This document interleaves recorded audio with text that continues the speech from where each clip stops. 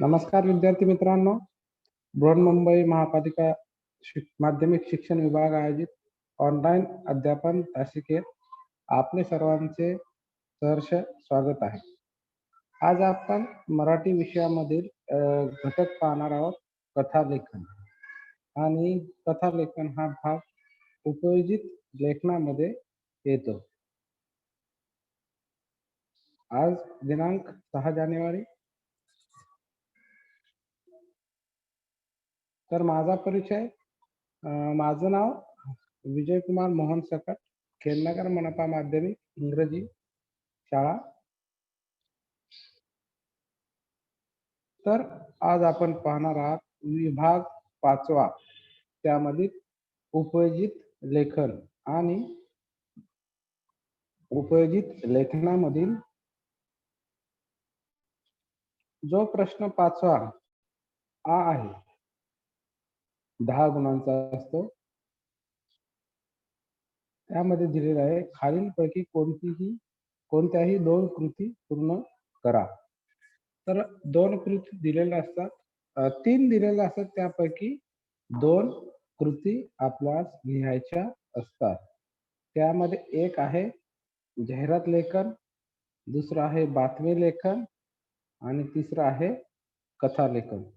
तर हे 3 पैकी कोणत्याही 2 कृती आपणास परीक्षेमध्ये लिहायच्या असतात. त्यातील आज आपण पाहणार आहोत तिसरी कृती जी आहे, कथा लेखन.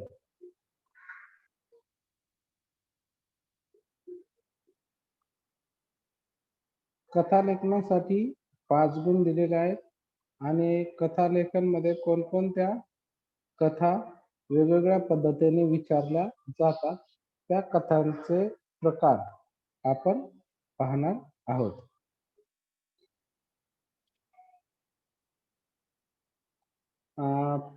पहिला कथेचा प्रकार आहे कथा बीजावरून कथा लेखन. याचा अर्थ आहे, तुम्हाला कथेचं शीर्षक दिलं जाईल, त्याच्यावरून तुम्हाला कथा लिहायची आहे. दुसरं शीर्षकावरून कथा लेखन. तिसरं दिलेल्या शब्दावरून कथा लेखन. त्याच्यानंतर चौथं अपूर्ण कथा पूर्ण करणे. अपूर्ण कथेचा शेवट लिहा, सुरुवात दिलेली असेल, किंवा अपूर्ण कथेची सुरुवात लिहा, शेवट दिलेला असेल. आणि 5वा आहे मुद्द्यावरून कथा लेखन. तर हे कथा लेखनाचे वेगवेगळे प्रकार आहेत. या कथा लेखनाच्या प्रकारामधील कोणताही एक प्रकार परीक्षेसाठी आपणास विचारला जाईल.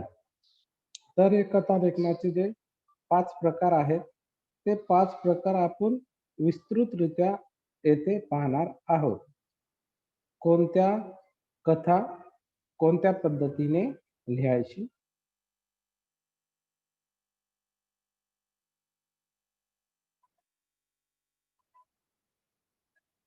पहा, कथा लेखन करताना पुढील बाबी अवश्य लक्षात घ्या.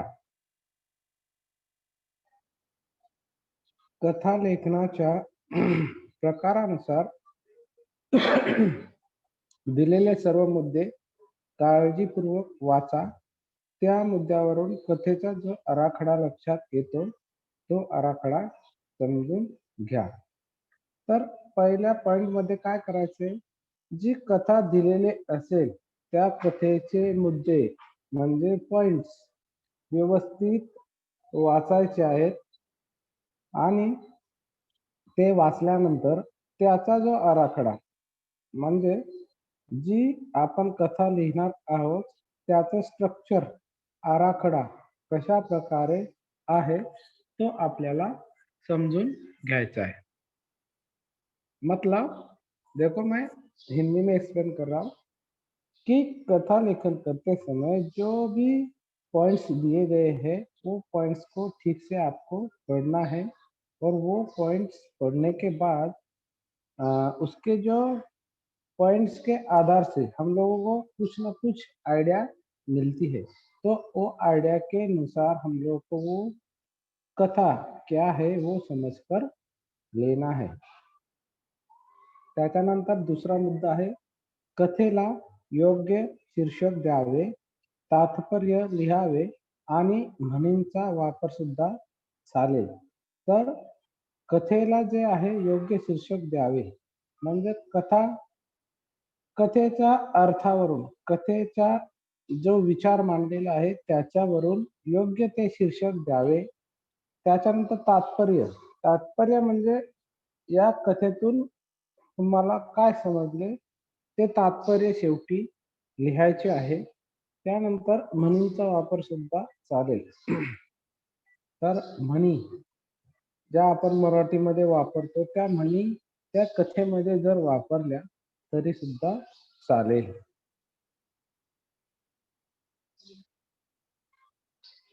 शीर्षकावरून कथेच्या विषयाची कल्पना यायला हवी. पहा, शीर्षक कसं द्यायचंय किंवा शीर्षक जरी असेल तर त्या शीर्षकावरून आपण कहाणी कशी लिहिणार आहोत. तर शीर्षक असं पाहिजे की त्या शीर्षकावरून आपल्याला त्याची कल्पना यायला हवी. तो जो हेडिंग है, कथा का जो हेडिंग है उसके ऊपर से हम लोगों को वो कथा का जो स्ट्रक्चर है, कथा की जो कल्पना है, कथा का जो विषय है वो हमें समझना चाहिए. कथा ही नेहमी भूतकाळातच लिहावी. कथा है हमेशा भूतकाल में ही लिखनी चाहिए, पास्ट टेंस में.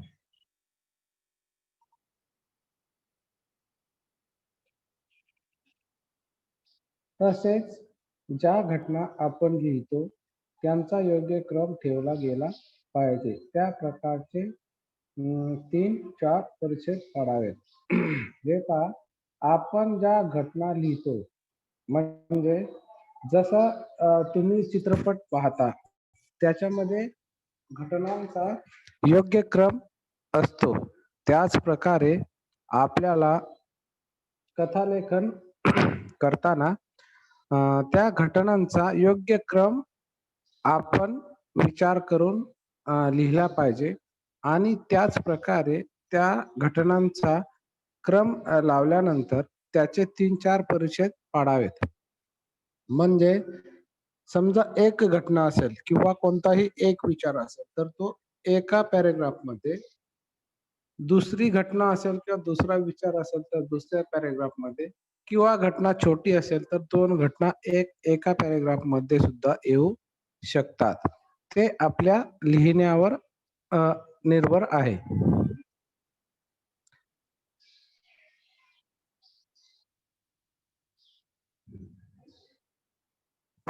कथेची पात्र असतात, त्यांच्या तोंडी जर काही संवाद येत असतील तर ते संवाद पात्राप्रमाणे असावेत. म्हणजे जर कथेमध्ये पात्र असतील आणि त्या पात्राचा जर बोललेला तोंडी म्हणजे बोललेला संवाद एकमेकांशी बोललेले असेल तर तो संवाद त्या पात्राप्रमाणे लिहावा. ज्या पात्राचे बोललेले असेल त्या पात्रासमोर त्याचं नाव असावं. वातावरणाची योग्य निर्मिती झाली पाहिजे. जो हम लोग कथा लिख रहे हैं उसमें वो कथा से ही रिलेटेड जानकारी उसमें आनी चाहिए, तभी वो कथा आपको एकदम इंटरेस्टिंग लगेगी. तो कथा में जो है उससे रिलेटेड मुद्दे पॉइंट्स लिखना चाहिए. कथा लेखनाची शब्द संख्या 80 ते 90 शब्द एवढीच असावी. कथा लेखन करते समय जिसकी शब्दों की संख्या 80-90 तक होनी चाहिए. कथेची भाषा साधी, सोपी आणि प्रभावी असावी.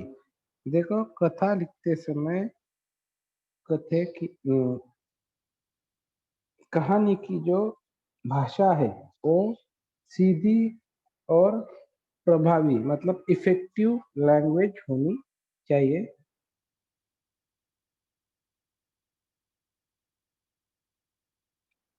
पहा, कधी कधी चित्र आणि काही शब्द किंवा काही वाक्य यांची सांगड घालून दिलेली असती आणि फक्त त्यावरून आपल्याला कथा पूर्ण करावी लागते. तर कभी कभी चित्र और शब्द और वाक्य इनकी चैन मतलब एक दूसरे को सोच समझकर उसकी एक कहानी बनाना पड़ती है. फक्त त्यावरून आपल्याला कथा पूर्ण करावी लागते. कोई कोई प्रश्न में कथा ऐसी दी जाती है, कभी कभी चित्र दिया जाता है, कभी शब्द दिया जाता है, कभी वाक्य दिया जाता है और या कभी तीनों भी एक साथ दिए जाएंगे. उसको सोच समझकर आपको कथा कंप्लीट करनी है. अशा प्रकारे वेगवेगळ्या पद्धतीने आपल्याला कथा लेखन हा प्रकार विचारला जाऊ शकतो आणि ते सर्व नीट लक्षात घेऊन आकर्षक पद्धतीने ही कृती आपल्याला सोडवावी लागते. तो इस प्रकार से अलग अलग प्रकार के जो कथा लेखन के प्रकार है वो हमें एग्जाम में लिखने को आएंगे, लेकिन उनको अच्छे से समझकर वो एकदम अच्छे रीति से वो कृति हम लोग को लिखनी है. चला तर मग आपण पाहूया जे कहा गोष्टीचे जे वेगवेगळे प्रकार आहेत, कथा लेखनाचे जे प्रकार आहेत त्यातील पहिला प्रकार आपण पाहणार आहोत. तर पहिला प्रकार काय आहे? कथा बीजावरून कथा. तर मुद्द्याच्या आधारे कथा पूर्ण करा. हे पहा, तुम्हाला काही मुद्दे दिलेले असतील, त्या मुद्द्यावरून तुम्हाला कथा पूर्ण करायची आहे. हे पहा, जो पॉइंट्स आपको दिए गए हैं उस पॉइंट्स के आधार पर आपको कथा कंप्लीट करनी है. देखो, कथा कंप्लीट करते समय देखो, रामू गरीब मुलगा बीच में डैश है, तो बहुत सारे बच्चे क्या करते हैं, वो डैश में एक शब्द लिखते हैं और वैसा का वैसा लिख देते हैं. तो वहां पर शब्द नहीं, कम से कम एक सेंटेंस तो बीच में आना चाहिए. मिनिमम मार्क अगर पाना है कथा लेखन में तो एक सेंटेंस या 4-5 शब्द तो बीच में आने ही चाहिए. तो वो कथा कंप्लीट होगी और मिनिमम मार्क्स मिलेंगे. और अगर एकदम आकर्षक पद्धति से लिखना है तो आपको वो पॉइंट्स पूरे समझने होंगे और पॉइंट समझकर उसको वो पॉइंट्स को हम कितने विस्तृत रूप से लिख सकते हैं, कितना वो उस कंडीशन को कितना बढ़ाकर हम लोग लिख सकते हैं, उसके ऊपर आपका इमेजिनेशन के ऊपर वो कहानी डिपेंड रहेगी. तर आपण मुद्दे पाहणार आहोत.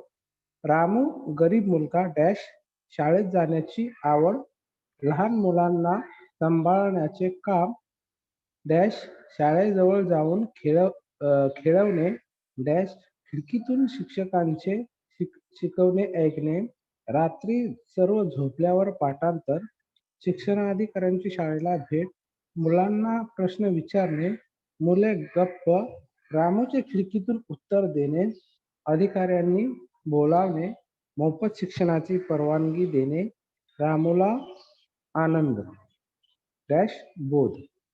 तर पहा, हे पॉइंट्स दिलेले आहेत. या पॉइंट्सचा अर्थ तुम्हाला समजला पाहिजे. अर्थ जर व्यवस्थित समजला तर तुम्ही एकदम चांगल्या प्रकारे ही कथा लिहू शकता. तर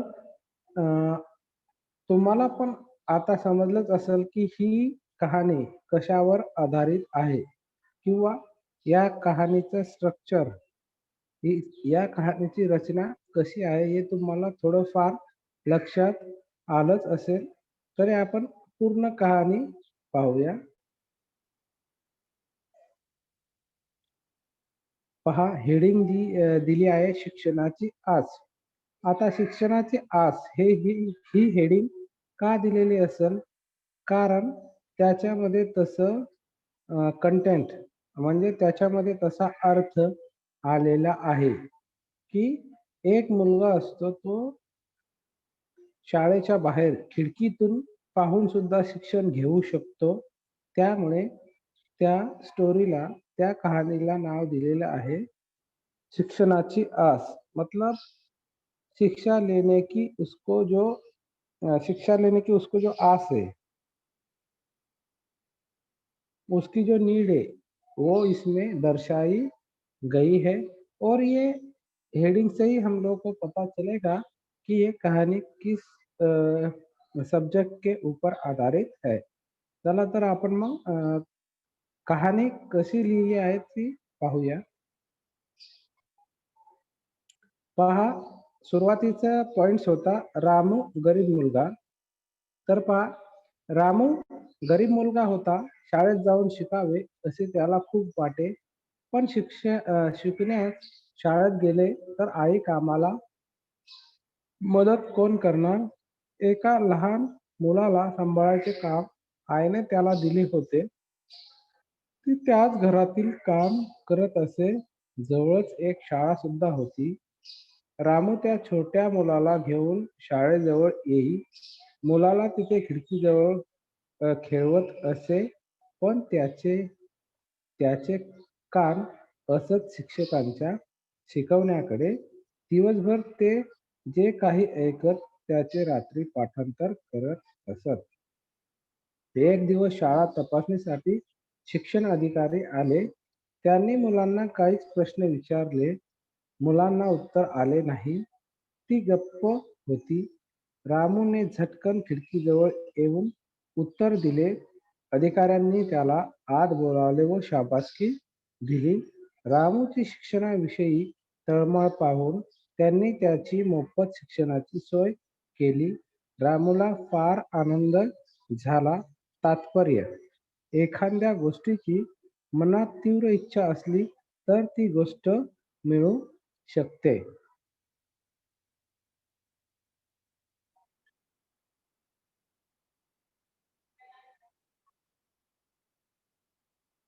हे पहा, हे पॉइंट्स आहेत. सुरुवातीचा पॉइंट्स, त्याच्यानंतर शाळेत जाण्याची आवड, लहान मुलाला सांभाळण्याचे काम. मतलब एकदम सिंपल सी स्टोरी दी गई है और उसके आधार पर ये देखो हेडिंग, उसके बाद 70-80 शब्दों में उसका आंसर मतलब स्टोरी, और लास्ट में तात्पर्य दिया गया है कि अगर किसी चीज का अगर आपके मन में इच्छा रहेगी तो हमें वो चीज मिलती ही मिलती है. कहाणीचा कथालेखनाचा दुसरा प्रकार आहे पुढील अपूर्ण कथेचा शेवट लिहा.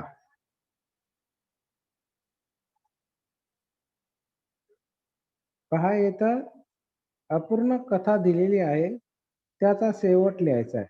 म्हणजे शुरुआत से कथा आधी दी गई है, आधी कथा आपको आधे से आगे एंड तक कंप्लीट करना है. पहा, विलासराव हे एक मोठे उद्योगपती होते. त्यांनी आपला व्यवसाय खूप वाढवला होता. अनेक देशांशी त्यांचा व्यापार चालू होता. त्यांना सतत परदेश प्रवास करावा लागे. एके दिवशी ते अमेरिकेच्या दौऱ्यावर निघाले. त्यांचे विमान रात्री सुटणार होते. त्याचप्रमाणे ते विमानतळावर जाण्यास निघाले. तेवढ्यात त्यांचा पहारेकरी हात जोडून कळवळून त्यांना विनवू लागला, साहेब, आजचा प्रवास रद्द करा. विलासरावांनी विचारले, का? काय झाले? पहारेकरी सांगू लागला, साहेब, मी आता रात्री 9 वाजल्यापासून पहारा करीत होतो. मध्येच झोप लागली. झोपेत मला स्वप्न पडलं. स्वप्नात एक दृश्य दिसलं. तुमच्या विमानाला अपघात झाला होता साहेब. पहारेकऱ्याच्या डोळ्यात अश्रू तरळत होते. विलासरावांनी क्षणभर विचार केला. ते गाडीतून उतरले आणि आपला दौरा त्यांनी रद्द केला. हे पहा, कथेची ही सुरुवात आहे. कथेचा शेवट आपल्याला लिहायचा आहे. तर ही कथा वाचल्यानंतर आपल्याला कथेचा शेवट काय असेल हे आपल्याला बरोबर समजतं. इसमें क्या दिया गया कि एक बिजनेसमैन रहता है और उन्होंने अपना व्यवसाय अनेक बहुत बड़ा किया रहता है और वो दूसरे देशों से उनका व्यापार चलता रहता था और उनके लिए उनको दूसरे देशों में जाना पड़ता था।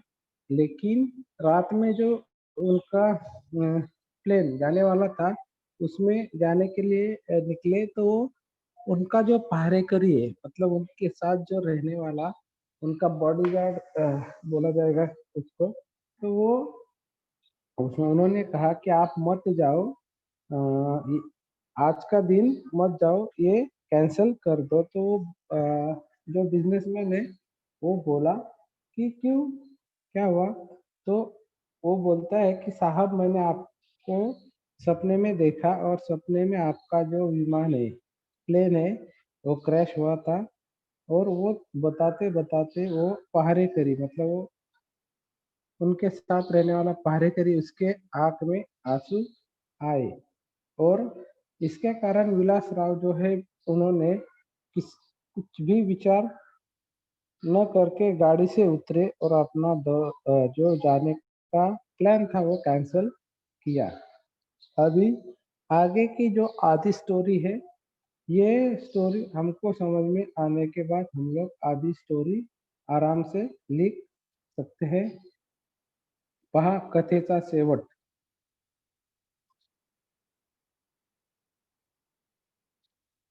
विलासराव घरी परतले पण ते खूप अस्वस्थ होते. बराच वेळ ते एरा-झरा घालत राहिले. त्यांनी झोपण्याचा प्रयत्न केला, पण 3-4 तास त्यांना झोपच येईना. ते उठले. त्यांनी टीव्ही लावला. बातम्या पाहू लागले. त्यांनी एक बातमी पाहिली आणि त्यांना धक्का बसला. ते ज्या विमानाने जाणार होते, त्या विमानाला अपघात झाला होता. ही बातमी वाऱ्यासारखी पसरली. विलासराव त्या विमानात नव्हते याचा त्यांच्या सर्व कर्मचाऱ्यांना आनंद झाला. त्यांनी पहारेकऱ्यांचे कौतुक केले. दुसऱ्या दिवशी संध्याकाळी विलासरावांनी पहारेकरांना बोलून घेतले. त्यांचे आभार मानले. त्यांना एक मोठी रक्कम बक्षीस म्हणून दिली. मात्र त्याच वेळी त्यांना कामावरून काढून टाकले. पहारेकऱ्याला धक्का बसला. तो म्हणाला, साहेब कसं का? विलासराव म्हणाले, पहारेकऱ्याने जागे राहायला हवे. तू पहारा करायच्या वेळी झोपला होता. तू निष्ठावान कर्मचारी नाहीस. असे पहारेकरी मला नको.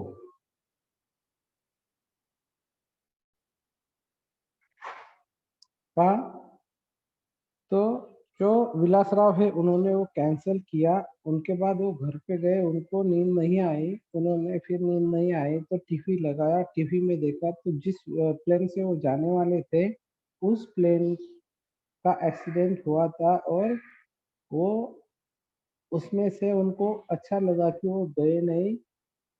और उनके जो साथी थे उनको पता चला कि विलासराव इस प्लेन से नहीं गए तो वो भी सब खुश हो गए। और विलासराव ने दूसरे दिन उस कर्मचारी को बुलाया जिसने बोला था कि मत जाओ। उनको कुछ एक मोटी रकम बख्शिश म्हणून दिली। उनको एक अ, अ, पैसे कुछ बख्शिश करके दिए और उनको कहा कि आप और उनको काम से निकाल दिया गया। तो उसने पूछा कि क्यों? तो वो बोले कि जो पहारेकरी रहता है उसको सोना नहीं चाहिए, वो हमेशा खड़ा होना चाहिए।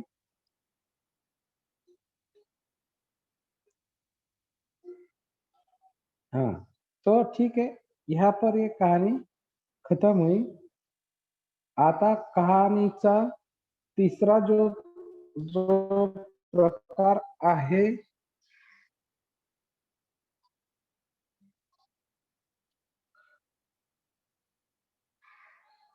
पुढील कथेची सुरुवात लिहा। अब आता पहा, आता मागच्या कथेमध्ये आपण काय पाहिलं, कहाणीचा सुरुवात दिलेली आहे, शेवट लिहायचा आहे। याच्यामध्ये शेवट दिलेला असेल, सुरुवात आपणाला लिहायची। जो पिछली 2 नंबर की स्टोरी थी उसमें क्या था कि शुरुआत दी थी, एंड लिखना था। अभी इसमें एंड दिया रहेगा, हमें शुरुआत लिखना है।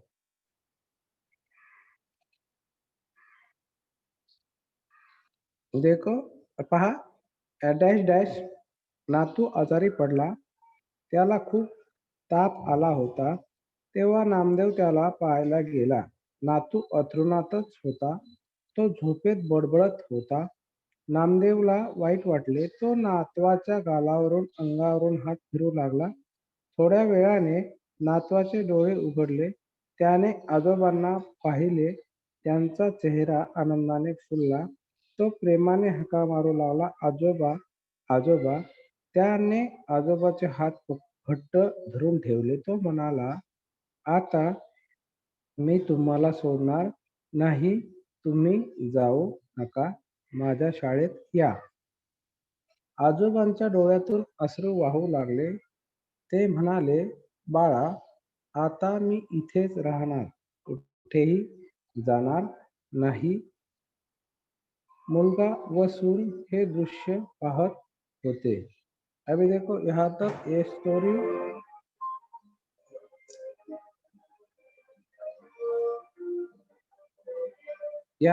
स्टोरी का एंड हुआ और अभी कथा की शुरुआत हम लोग देखेंगे।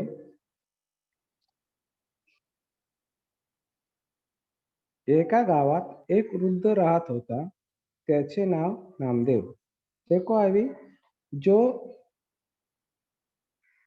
एक बूढ़ा इंसान और उसके जो लड़के का जो लड़का था, उसका पोता था, उनकी जो स्टोरी है एंड में, वो स्टोरी को अभी हम लोगों को उनका पहले का हमें लिखना है कि क्या कंडीशन है, और वो कंडीशन को बराबर उसको बुखार आया वहां तक हमें लाने का है। देखो, तो शुरुआत में क्या बताया गया कि एक बूढ़ा इंसान एक गांव में रहता था, उनका नाम नामदेव था, और उनका और उनके बच्चे का जमता नहीं था। मतलब वो कंडिशन क्रिएट करना है, त्याचे त्याच्या मुलाशी पटत नव्हते। मुलाने आज्ञेतच राहिले पाहिजे असे नामदेवला वाटे, मुलाला हे आवडत नव्हते। नामदेवने मुलाचे लग्न केले, त्यांना वेगळे राहायला सांगितले।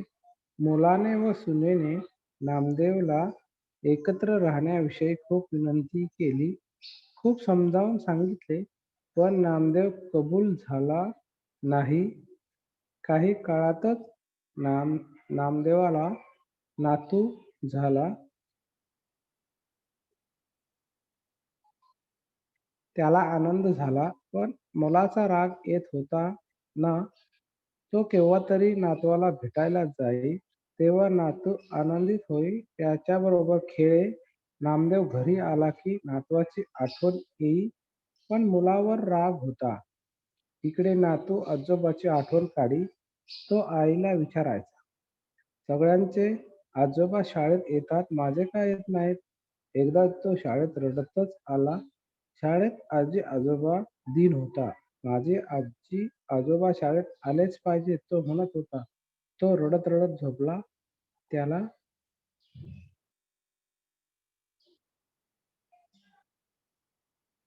त्याला बरे वाटत नव्हते। पहा, कथेचा एंड काय आहे, तर कथे के एंड में क्या दिया है कि कथे के एंड में क्या दिया कि एक नातू मतलब पोता था, उसको बुखार आया, और वो नामदेव नाम का जो इंसान है वो उनको देखने के लिए गया, और उसको मिला, और उसके बाद उसको अच्छा लगा।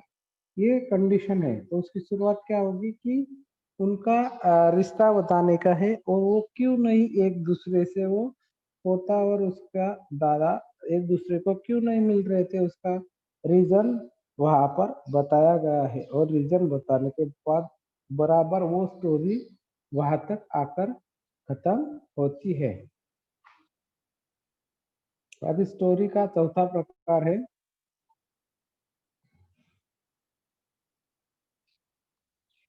दिलेल्या शब्दाच्या आधारे कथा लिहा. हा खूप सोपा प्रकार आहे, कारण यामध्ये शब्द दिलेले जातात. ते शब्दाच्या नुसार फक्त ते शब्द आपल्या कहाणीमध्ये आले पाहिजेत. ते पण त्या विषयाला धरून ते शब्द त्या कहाणीमध्ये आले पाहिजेत. आणि दुसरा एक महत्वाची गोष्ट आहे, ते जे शब्द आहेत त्या शब्दांचा अर्थ आपणास कळला पाहिजे. तेव्हाच आपण ती कहाणी किंवा कथा लिहू शकतो. चोर, बाजार, गाठभेट, करार, कपटीपणा, मृत्यू. हे पहा, हे 6 शब्द आहेत. आता हे 6 शब्द जर असतील तर आपण थोडा विचार करायचा की हे शब्द कोणत्या कहाणीमध्ये, कोणत्या कहाणीमध्ये येऊ शकतात. थोडा विचार करून त्या कहाणीचं थोडी कल्पना आपल्या मनामध्ये यायला पाहिजे. अभी जो शब्द दिए गए हैं वो जो 6 शब्द, उसके बारे में थोड़ा हमें सोचना चाहिए कि हम लोग कौन सी कहानी में ये सब्जेक्ट लेकर ये शब्द उसमें ऐड कर सकते हैं। वो समझकर मन में थोड़ी उसकी कल्पना मतलब स्ट्रक्चर, उसकी रचना, कथा की रचना तैयार होनी चाहिए। तो वो तैयार होने के बाद फिर आपको कथा लिखनी है। ऐसा नहीं होना चाहिए कथा लिखना स्टार्ट किया और कथा का विषय एक और कथा में ये शब्द ही कैसे डाले, इसको आपको सोचना ना पड़े। इसके लिए पहले ही कथा का सब्जेक्ट, कथा का विषय हम लोग को किस तरफ लेके जाना है वो पहले ही सोचना चाहिए. तर पहा, दादू नावाचा एक चोर होता. देखो, चोर जो शब्द है मतलब लूटने वाला, तो वो शब्द पहले ही सेंटेंस में आया है, तो वहां से ही शुरुआत की है स्टोरी की. मतलब चोर होगा तो वो चोरी करेगा, क्या करेगा क्या नहीं, तो ये शब्द उसी हिसाब से हम लोग कैसे भी उसको स्टोरी में डाल सकते हैं. दादू नावाचा एक चोर होता. तो एकदा बाजारात गेला. तेथे त्याला आणखी एक चोर भेटला. त्याचे नाव महादू. दोघांनी करार केला, एकत्र चोरी करायची, मिळालेली संपत्ती वाटून घ्यायची. एकदा ते मोठ्या दुकानात शिरले, खूप मोठी चोरी केली, खूप संपत्ती मिळाली, दोघेही खुश झाले. मग त्यांनी विचार केला, दूर रानात जायचे, तिथे पैसे वाटून घ्यायचे, तिथे कोणी येणार नाही, कोणाला काहीही कळणार नाही. दादू म्हणाला, मी रानात जातो, वडाच्या झाडाखाली थांबतो, ते दुसऱ्या वाटेने तेथे ये. येताना जेवण आण. माधूच्या मनात वाईट विचार आला. त्याने जेवण घेतले, त्या जेवणात विष घातले. दादू जेवेल मग मरून जाईल, सर्व पैसे आपल्याला मिळतील. महादू थोड्या वेळाने वडाच्या झाडाखाली आला. दादू म्हणाला,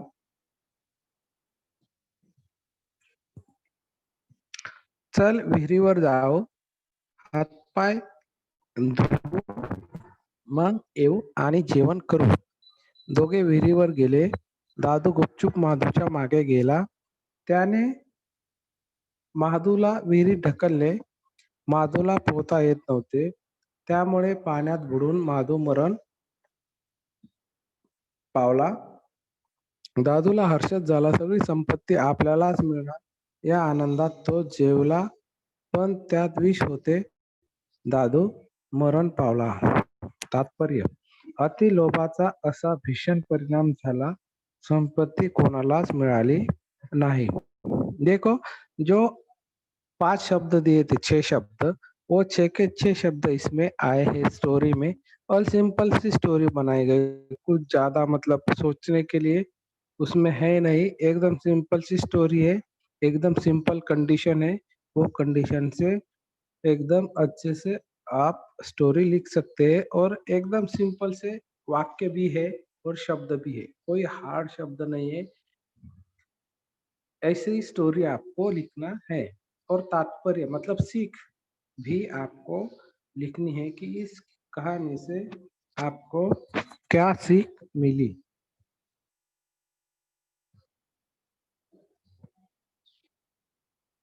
देखो अभी पांचवा जो प्रकार है कहानी का, शीर्षक बाळाचे पाय पाळण्यात दिसतात। आता या कहाणीमध्ये, या गोष्टीमध्ये आपल्याला शीर्षक म्हणजे हेडिंग दिले जाईल, त्यानुसार आपल्याला कथा लिहायची आहे। तर कथेचे शीर्षक काय आहे? बाळाचे पाय पाळण्यात दिसतात। ही एक म्हण आहे। ती म्हण जर आपल्याला माहिती असेल तर आपण त्या म्हणीचा योग्य अर्थ घेऊन आपण त्याचा योग्य प्रकारे कहाणी कथा बनवू शकतो।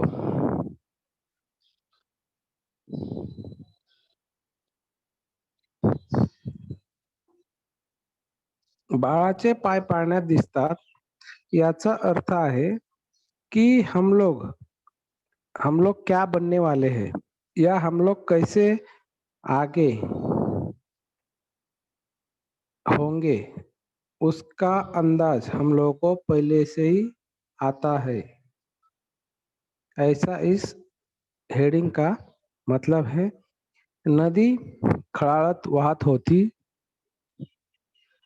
पाऊस बराच वेगाने पडून गेल्याने नदीला भरपूर पाणी होते।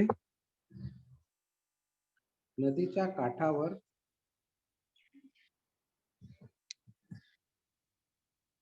एक झोपडी होती। नदीच्या काठी एका बाईने मूल खेळत होते। त्याच्या हातात एक चेंडू होता। तो चेंडू त्याच्या हातातून निसटला आणि नदीच्या पाण्यात पडला। त्या चेंडूच्या मागे ते बाळ धावले, नदीच्या पाण्याजवळ आले, पण तेवढ्यात त्याचा तोल गेला। ते पाण्यात पडले आणि प्रवाहाबरोबर वाहून गेले। तेवढ्यात आईचे लक्ष गेले। तिने पाण्याबरोबर वाहणाऱ्या आपल्या बाळाला पाहिले। ती आरडाओरडा करू लागली, धावा धावा, माझ्या बाळाला वाचवा। काठावरच्या झोपडीत एक 10-12 वर्षाचा मुलगा होता। तो धावत त्या स्त्रीपाशी आला। तिने नदीकडे बोट दाखवले। पाण्याबरोबर वाहणारे बाळ त्याला दिसले। त्याने पाण्यात उडी टाकली। पोहत पोहत त्या बाळापर्यंत पोहोचला। त्या बाळाला त्याने किनाऱ्यावर आणले। त्या मातेला आपले बाळ मिळाले। त्या बाईला अतिशय आनंद झाला। तिच्या डोळ्यातून आनंदाश्रू वाहू लागले। त्या धाडसी मुलाला तिने आशीर्वाद दिला, तू पुढे मोठा माणूस होशील। त्या मातेचा आशीर्वाद ठरला। कोण होता तो मुलगा माहीत आहे? जॉर्ज वॉशिंग्टन, स्वतंत्र अमेरिकेचे पहिले राष्ट्राध्यक्ष। तात्पर्य, बाळाचे पाय पाळण्यात दिसतात। देखो एक कथा कैसे बनाई गई है कि वो लड़का हेल्प करता है और उसको आशीर्वाद देती है कि तू आगे जाकर बहुत बड़ा इंसान बनेगा। और उस माँ का आशीर्वाद सही निकला। आगे जाके वो लड़का अमेरिका का राष्ट्राध्यक्ष बना, जॉर्ज वॉशिंगटन। मतलब जो बड़े इंसान बने वो पहले से ही पता चलता ये बड़े इंसान होने वाले है।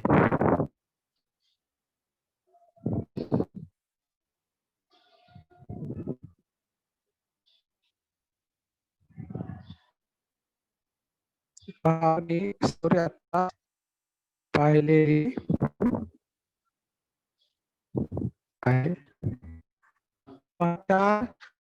पाच प्रकारच्या ज्या लेखन आहे, कथा लेखन आहे, त्या पैकी कोणताही एक आपल्याला परीक्षेमध्ये विचारला जाईल आणि पाचही प्रकार तुम्हाला समजले असतील तर खूप छान प्रकारे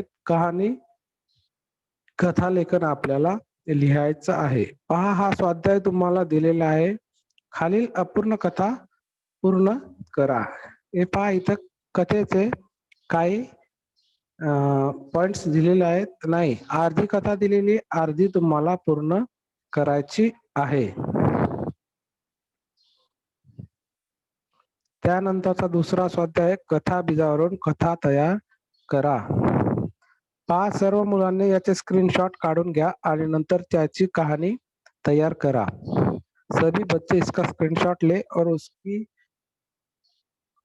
कथा लेकर बाद में लिखना है. देखो, ये कथा बीजावरून कथा तैयार करा मतलब 3-4 सेंटेंस दिए है, उसको पढ़कर उसकी कथा लिखना है. आगे है पॉइंट्स के आधार पर कथा तैयार करने, मतलब पॉइंट दिए जाएंगे उसके आधार पर कथा लिखना है. ठीक है.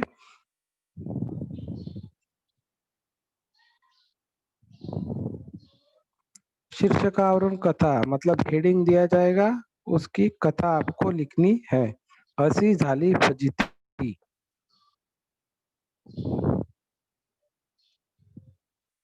ठीक आहे, सर्वांनी स्क्रीनशॉट घेतलेलेच असतील. धन्यवाद.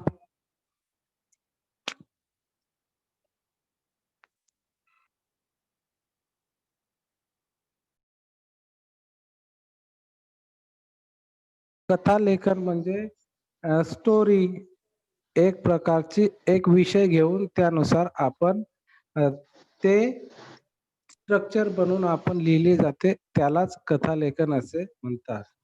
कथा नावातच त्याचा अर्थ दडलेला आहे. आगे शफीकुल्ला.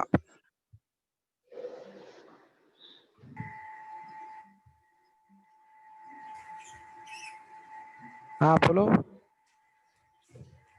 यार मुझे भी वही पूछना था. देखो, हिंदी में कहानी लेखन, इंग्लिश में स्टोरी राइटिंग, मालूम है ना. उसी प्रकार कथा लेखन हे फक्त मराठीमध्ये आहे.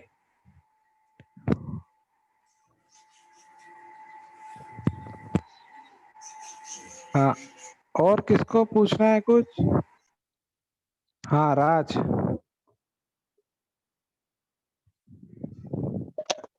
Hello sir, good morning. हाँ, गुड मॉर्निंग बेटा, बोलो. सर, कथा लेखन का आविष्कार कब हुआ था? हाँ बोलो, क्या हुआ? कथा लेखन का आविष्कार कब हुआ था? विस्तार नहीं, आविष्कार. आविष्कार हाँ सर. मतलब आपको क्या साल बताना है, क्या क्या बताना है? नहीं, कौन मतलब ये कभी हुआ था इसका आविष्कार? साल. हाँ, साल बेटा, अभी साल मेरे को तो अभी मालूम नहीं है. अगर बाद में आगे के लेक्चर में आपको मैं बताऊंगा कि कौन से साल में स्टोरी मतलब एक कथा लेखन का आविष्कार हुआ था. ठीक है. Okay sir. Thank you. हाँ, और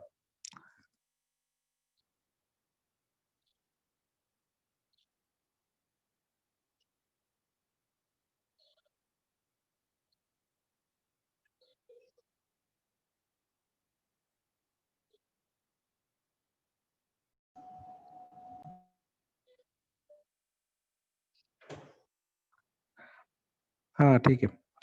थँक्यू विद्यार्थी मित्रांनो. तर आपणास कथा लेखन नाचे प्रकार आणि कथा लेखन कशा प्रकारे लिहिलं जातं हे आपल्याला अतिशय छान प्रकारे समजलं असेल.